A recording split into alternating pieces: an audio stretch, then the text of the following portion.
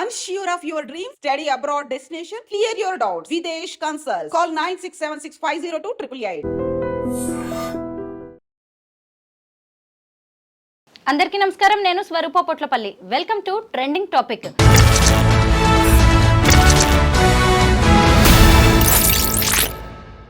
Pranay murder కేసులో నల్గొండ జిల్లా SC ST court తీర్పు చెప్పిన తర్వాత అమృత మీద విపరీతంగా ట్రోలింగ్ నడుస్తోంది.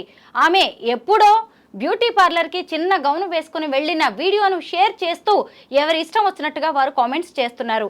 ఇలాంటి వాటి మీద చట్టపరంగా ఎలాంటి యాక్షన్ తీసుకోవచ్చు అనేది ప్రస్తుతం నాతో పాటు సీనియర్ అడ్వకేట్ సాయి కృష్ణ ఆజాద్ గారు ఉన్నారు. ఆయన్ని అడిగి తెలుసుకుందాం. సార్ నమస్తే. నమస్తే అండి. మీరు చూస్తున్నారు కదా, ప్రణయ్ మర్డర్ కేసులో ఒక మంచి జడ్జిమెంట్ అనేది అయితే వచ్చింది. వచ్చిన తర్వాత అమృత మీద టార్గెట్ చేయడం, ఆమె మీద కామెంట్స్ చేయడం, ట్రోల్స్ చేయడం అనేది విపరీతంగా పెరిగిపోయింది. ముఖ్యంగా ఆమె వీడియో ఒకటి షేర్ చేస్తున్నారు. మీరేమంటారు దీని మీద? అంటే ఆరోగ్యకరమైన విమర్శ ఎప్పుడు కూడా దాన్ని ఎవరు కూడా యాక్సెప్ట్ చేయొచ్చండి. దానికి మనం చేసేది ఏం లేదు. కాకపోతే ఒక టార్గెట్ పెట్టుకొని ఒక హింసాత్మక ధోరణిలో, అంటే మానసిక హింస అంటారు, కొంతమంది శాడిస్ట్గాలు ఉంటారు. సో వాళ్ళు మనసులో ఏదో పెట్టుకొని దీన్ని ఇలా ట్రోల్ చేయటం, అంటే ఉద్దేశపూర్వకంగా ట్రోల్ చేయటం అనేది కూడా ప్రతి ఒక్కరు కూడా ఖండించాల్సిందే.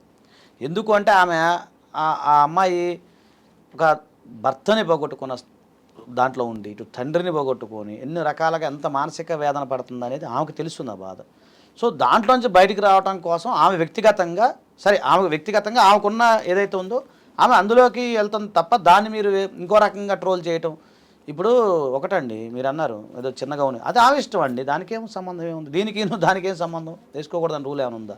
ఇప్పుడు ఆమె దాని యొక్క మైండ్ సెట్ని, ఇప్పుడు సడన్గా ఒక ప్రేమించిన భర్త అండి సడన్గా కళ్ళ ముందు, ఇంకోటి మీకు అది ఏంటంటే ఆమెను చూడాల్సిన విషయం ఏంటంటే కళ్ళ ముందు కదా, మనం చూస్తున్నాం కదా వీడియోలో, నిద్ర నడుచుకుంటూ వెళ్తున్నారు, కళ్ళ ముందు జరిగినప్పుడు ఎంత హృదయం గట్టిగా ఉండాలండి, ఎంత స్ట్రాంగ్గా ఉండాలి, ఎంత స్ట్రాంగ్ మైండ్ కలిగి ఉండాలి ఆ టైంలో. ఆ ఘటన అసలు మనం మర్చిపోతాం మేడం. మన కొడుకు పిల్లలకు ఎవరికైనా చిన్న దెబ్బతలు కింద బయలాడు బ్లడ్ వస్తేనే మనం వారం రోజులు నిద్రపోం కామన్గా. లేదు రోడ్డు మీద ఒక యాక్సిడెంట్ మనం చూసామనుకోండి, ఆ రోజంతా నిద్ర రాదు. అలాంటి ఘటన కళ్ళ ముందు ప్రేమించిన భర్త, అందులో కాబోయే తండ్రి, ఆ టైంలో నేను చెప్పేది కాబోయే తండ్రి కళ్ళ ముందు చంపేస్తుంటే ఆమె ఎంత మానసిక ఒత్తిడికి గురయ్యేది ఒకసారి మనం ఆలోచించండి. అయితే అప్పుడు ఏడ్చిన ఏడుపు ఆమె జీవితాంతం ఏడవాలని కొందరు కోరుకుంటున్నారు. ఎందుకంటే ఇంత సంతోషంగా ఉండడం ఏంటి, అటు భర్తని ఇటువైపు తండ్రిని పొట్టను పెట్టుకొని అని కూడా కామెంట్స్ చేస్తున్నారు. అది కామెంట్ చేస్తారు ఎందుకంటే ఆ విషయం నేను చెప్తాను, ఎక్స్ప్లెయిన్ చేస్తాను. ఇప్పుడు ఒక వ్యక్తి చనిపోయినప్పుడు మన కుటుంబంలో కూడా ప్రతి వ్యక్తి ఏదో సందర్భంలో ఎక్కడో చనిపోతూనే ఉంటారు. అంటే అమ్మమ్మో, నాయనమ్మో, బాబాయ్లో ఇట్లా అటాచ్మెంట్ ఉన్న వ్యక్తులు చనిపోతుంటారు.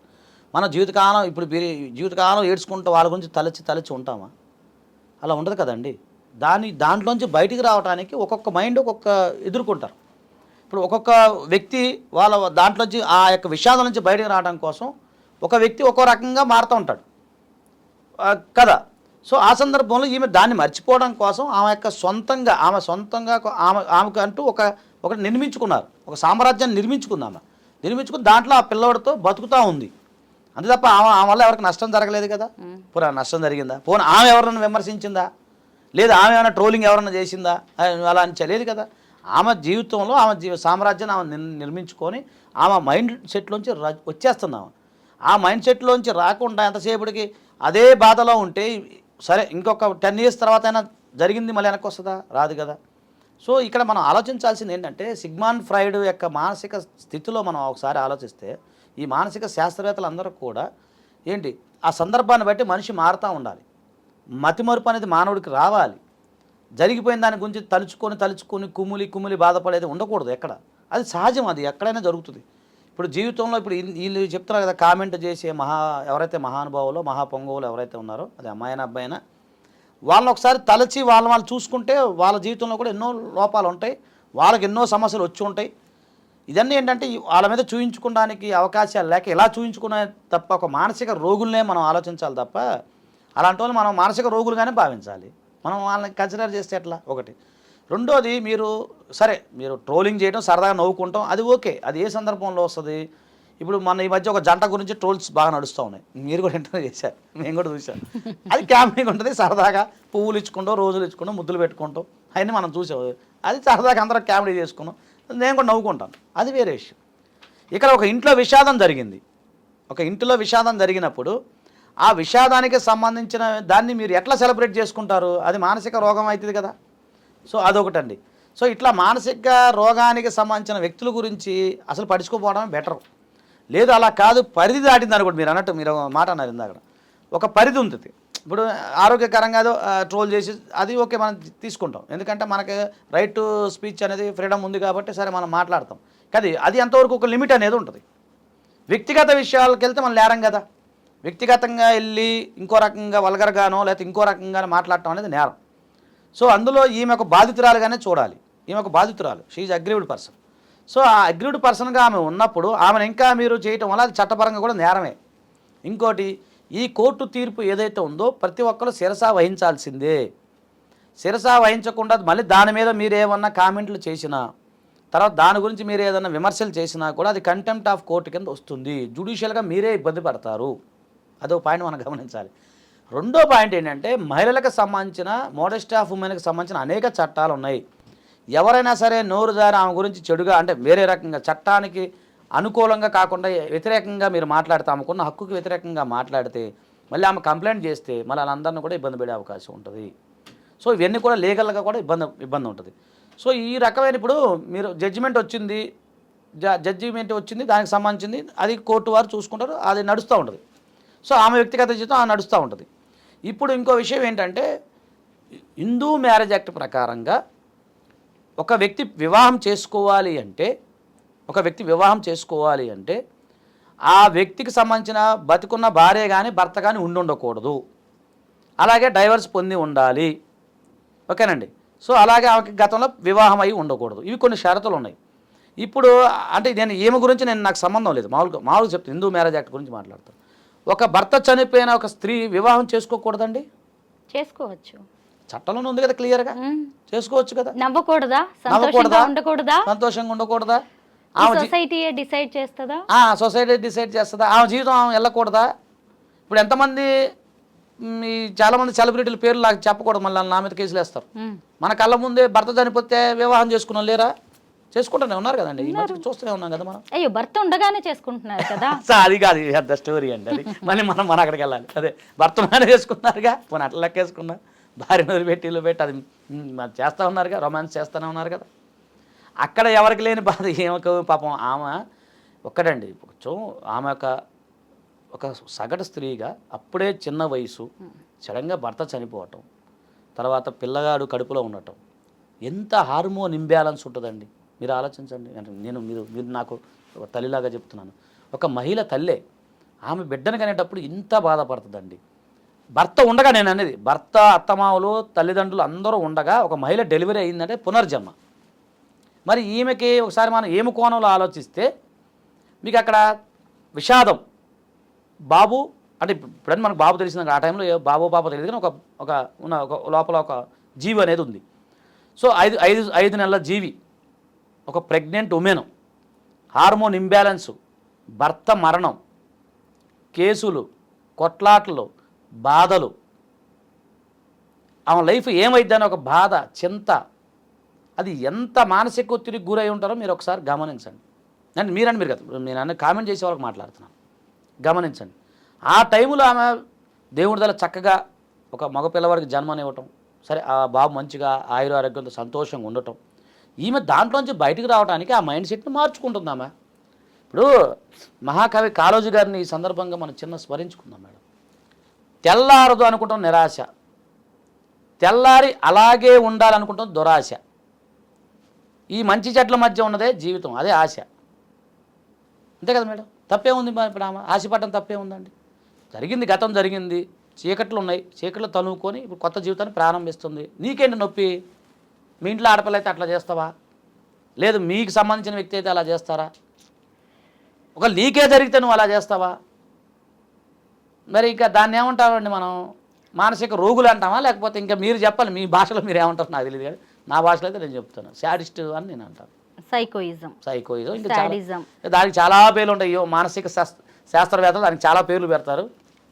మనకు అంత నాలెడ్జ్ లేదు కాబట్టి నేనేమంటున్నానంటే, ఒకటండి, జరిగిన ఘటాన్ని సంబంధించింది నువ్వు ఆమెకి మేలు చేయకపోయినా పర్లేదు, కానీ కీడు మాత్రం చేయొద్దు. అది నేను కోరుకుంటానండి. సాయి కృష్ణ గారు సోషల్ మీడియా నిండా అమృత గురించి పోస్ట్లే, ఆ అమ్మాయి వీడియోస్ షేరింగే, అది కూడా ఆ చిన్న గౌను వేసుకున్న డ్రెస్సే అనమాట. అదొకటే అసలు ఆ కామెంట్లు చూస్తేనండి గుండె బగిలేలా ఉంది. అంటే ఒక ఆడపిల్ల, సరే భర్త చనిపోయాడు, ఆ అమ్మాయికి ప్రమేయం లేకుండా ఇవన్నీ జరిగిపోయాయి, అంత మాత్రానే ఆ అమ్మాయి ఏ డ్రెస్ వేసుకోవాలి, నవ్వాలా వద్దా, బ్యూటీ పార్లర్కి వెళ్ళాలా వద్దా, ఇవన్నీ కూడా సొసైటీ డిసైడ్ చేస్తుందా? ఇప్పుడు వీటిని మాట్లాడుకుంటున్నందుకు మన ఇద్దరిని కూడా ట్రోల్ చేస్తారు. సర్లేండి, దానికి ఉంది. ఇప్పుడు ఒకటండి, పబ్లిక్లో ఉన్నప్పుడు, సమాజంలో ఉన్నప్పుడు పూలు పడతాయి, రాళ్ళు పడతాయి. సో మనం అంటే మీరు చాలా గొప్ప వ్యక్తి, సీనియర్, మీరు జర్నలిస్ట్గా ఉన్నారు, సీనియర్ అడ్వకేట్గా నేను ఉన్నాను, ఎంతోమందిని మనం చూసాము. నాకు తెలిసి వీళ్ళంతా కూడా ఏంటంటే చిన్నపిల్లలు అయి ఉంటారు నేను అనుకుంటాం. ఏదో 2000 సంవత్సరంలో 1919 2000 బ్యాచ్లోనే ఉంటారు వాళ్ళు. ఇప్పుడు ఒక పెద్ద స్థాయి ఉన్న వ్యక్తులు 30+ అంటే నేను అందరూ అనట్లేదు, వాళ్ళు మెచ్యూర్డ్ మైండ్ ఉంటుంది, వీళ్ళకి కూడా మెచ్యూర్ మైండ్ ఉండదని నేను అన్నాం. ఎవరో ఉంటారు ఒకళ్ళిద్దరు, వాళ్ళ కోసం మనం ఆలోచించుకుంటే పోతే ఇబ్బంది అవుతుంది. ఎందుకంటే సమాజంలో అందరూ ఉన్నాం. ఇప్పుడు చిత్రమైన విషయం మీకు మాట చెప్తాను. ఇప్పుడు నేను వీడియోలు కొన్ని మై ఉంటాయి, వస్తుంటాయి, అంతకుముందు మనం చాలా చేసాం. దానిలో ఎవరో నెగిటివ్ కామెంట్ పెట్టి ఉంటాడు. ఆ నెగిటివ్ కామెంట్ పెట్టిన వ్యక్తి ఎవరైతే ఉన్నారో అతనికి కూడా ఇంకో ఛానల్లో, ఇన్స్టాలో, ఫేస్బుక్లో ఉంటాడు, అతను కూడా తప్పదు. ఇదంతా చైన్ సిస్టమ్. ఇప్పుడు మళ్ళీ ఆడు తిడతాడు, ఆని తిట్టేవాడు ఇంకోటి ఉంటాడు, మళ్ళీ ఆని తిట్టేవాడు ఇంకోటి ఉంటాడు. సో ఇది ఒక చక్రం అంతే. ఈ చక్ర పరిభాషలో మన పూలు పడతాయి, రాళ్ళు పడతాయి, మనం చేసేది మంచి పని. నేనేమంటున్నానంటే ఒక్కసారి సైకలాజికల్గా ఆమె ఉన్న స్థితిని, గతిని మీరు ఆలోచించండి అని చెప్తున్నాం అంతే. మనం అంతవరకే. లేదు నేను ట్రోల్ చేస్తాను, చేసుకో, దానికి మనం ఏం చేస్తాం, దేవుడు అనేవాడు ఉంటాడు. ఇప్పుడు ఇక్కడ మనం శిక్ష తప్పించుకున్నా పర్లేదు, పైన అయితే ఉంటుంది కదా మేడం, అదైతే మీకు తప్పదు కదా. అప్పుడు తెలుసుకున్నప్పుడు అరే నిజమే కదా, మనం చేసిన తప్పుకి శిక్ష అనుభవిస్తున్నాం అని అనుకోవాల్సి వస్తుంది. మన కళ్ళ ముందు ఏముంది మేడం, 100 గొడ్ల తిన్న రాబందు గాలివాడకు పోయినట్టు మన కళ్ళ ముందు ఎంతమంది పోలేదు మేడం, మీరు చూడలేదా, నేను చూడలేదా, చెప్పండి. పెద్ద పెద్ద టక్కు టమార గజకారణ గోకర్ణ ఎంత తంత్ర మంత్ర విద్యలో వచ్చినోడే కళ్ళ ముందు చూసాం మనం, మన కళ్ళ ముందు. అంతకని వీళ్ళు పెద్ద గొప్పలు కాదు కదా మేడం, ఏమంటారు కదంట. అవును, సాయి కృష్ణ గారు, ఇది అమృత ఒక్కరి సమస్యే కాదు, చాలా మంది సినీ సెలబ్రిటీస్ కావచ్చు, విఐపీలు కూడా ఇలాంటి ట్రోలింగ్ ని ఎదుర్కొంటూ ఉన్నారు. మరి ఈ విషయంలో చట్టం ఏం చెబుతోంది, ఎలాంటి యాక్షన్ తీసుకోవచ్చు ఈ ట్రోలర్స్ మీద? ఇప్పుడు మీకు ఒక ప్రముఖ, అంటే నేను గతంలో చెప్తాను, ఒక ప్రముఖ కుటుంబానికి సంబంధించిన ఒక కోడలు, నేను పేరు చెప్పకూడదు, మీరు అర్థం చేసుకున్న కోడలు, అది విడిపోయారు వాళ్ళిద్దరు.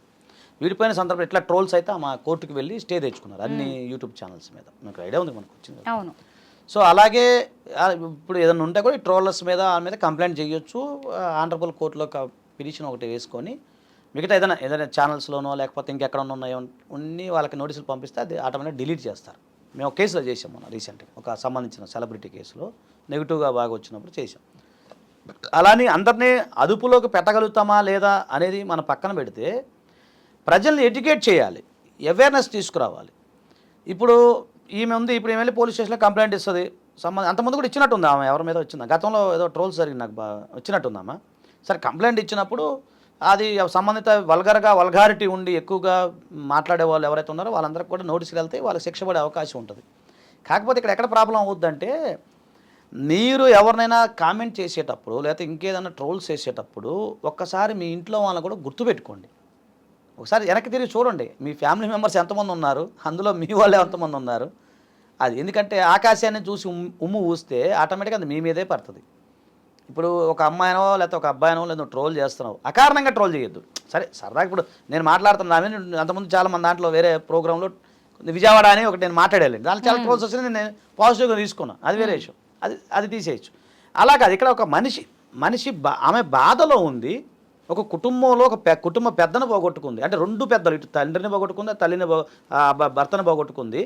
ఈ సందర్భంలో ఒక తల్లి దగ్గర ఒంటరిగా ఉంటుంది, ఒక చిన్న పిల్లడు తండ్రి. ఆమె యొక్క మానసిక స్థితిని బట్టి మీరు ఆలోచించమని నేను చెప్తున్నా, అంతే కదా మేడం. ఇప్పుడు నాలుగు మీద నువ్వు వేసిన బొరబాబని దులుపుకొని పోతాం, మామూలు పీకేది ఏం లేదు ఓపెన్ చెప్పాలంటే. సో దానివల్ల నీకు ఉపయోగం లేదు. కాకపోతే ఇలా ఒకసారి గమనించి ఒకసారి మీ ఇంట్లో వాళ్ళని వెనక్కి తిరిగి చూసుకొని వాళ్ళ పరిస్థితులు ఎట్లా ఉంటాయి, వాళ్ళ కుటుంబంలో జరిగిన పరిస్థితులు ఎలా ఉంటాయి, రేపొద్దున నీకు జరిగే పరిస్థితులు ఎలా ఉంటాయి, ఇవన్నీ కూడా గమనించమని నేను చెప్తాను తప్ప ఇప్పుడు మనం ఏదో నాకు వచ్చింది ఏదో సోషల్ మీడియా అని చెప్పి చేతిలో ఫోన్ ఉంది అది ఉందని చెప్పి టక్కన పెట్టేస్తావు, కాదని ఎవరు అనరు, అది నీకున్న హక్కు అని అనుకోవచ్చు. కానీ లీగల్గా నీకు ఇబ్బంది అయ్యే అవకాశం ఉంటుంది, మోరల్గా ఇబ్బంది అయ్యే అవకాశం ఉంటుంది. తర్వాత రేపు భవిష్యత్తులో నీకు అవి ఎదురు తిరిగే అవకాశాలు ఉంటాయి. ఎందుకంటే పాపం అనేది ఖచ్చితంగా తగులుతుంది, ఎదుటి వాళ్ళని హింస పెడితే అది తగులుతుంది కదా మేడం. అది నిజమే, మీరు అన్నది కరెక్టే. ఎవరినైనా విమర్శిస్తున్నప్పుడు, ట్రోలింగ్ చేస్తున్నప్పుడు మనం మన కుటుంబ సభ్యులను ఒకసారి కూడా యాక్చువల్లీ గుర్తు చూసుకోమంటాను చేసుకోవాలి. నేను. అమ్మ ఒక్క నిమిషం, ఒక్క మాట చెప్పి క్లోజ్ చేద్దాం. నిన్న ఎవరో ఒక పాపకు చూశాను, ఆమె భలే పెట్టింది. ఏమనంటే ఏదో ఆమె కాయలు ఏదో పట్టుకుంటే ఆడేదో వెనక పెట్టాడు, అది మూడు కాయలు కాదు 5 కాయలు అంటే ఆమె భలే చాలా స్పోర్టివ్గా పెట్టింది అమ్మాయి. చాలా సెల్యూట్ చెప్తున్నా, ఎవరో నాకు పెడితే వచ్చింది. దానిలో కరెక్టే, నువ్వు తప్పు లెక్కేసావు బ్రదర్, మీ ఇంట్లో వాళ్ళే కూడా ఉంటాయి, అన్నీ లెక్కేసి మొత్తం కౌంట్ చెప్పు అని పెట్టింది అమ్మాయి. Counter super. అసలు ఇంకా ఆడు ఇంకా చచ్చిపోవాడు ఊరేసుకొని. అంటే నేనేమంటానంటే అట్లాగా స్పోర్టివ్గా స్పందించే వాళ్ళు చాలా తక్కువ ఉంటారు. కొంతమంది అది తట్టుకోలేక చనిపోయిన వాళ్ళు కూడా ఉన్నారు, కొన్ని సందర్భాలు సూసైడ్ చేసుకున్న వాళ్ళు కూడా ఉన్నారు. అంటే ఇలాంటి శాడిస్టికల్ బిహేవియర్ ఉన్నప్పుడు నేనేమంటానంటే ఒకసారి మీ ఇంట్లో వెనక్కి తిరిగి చూసుకోండి, ఒకసారి మీ ఫ్యామిలీ గుమ్మం దగ్గర నించోండి ఫస్ట్, ఒకసారి వెనక్కి ఇలా తిరిగి చూసుకొని అప్పుడు మీరు ట్రోల్ చేయండి, కాదని ఎవరు అంటారు.